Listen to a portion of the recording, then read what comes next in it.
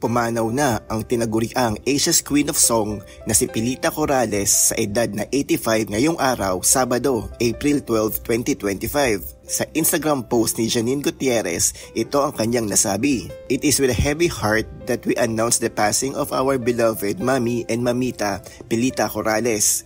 Pilita touched the lives of many, not only with her songs but also with her kindness and generosity.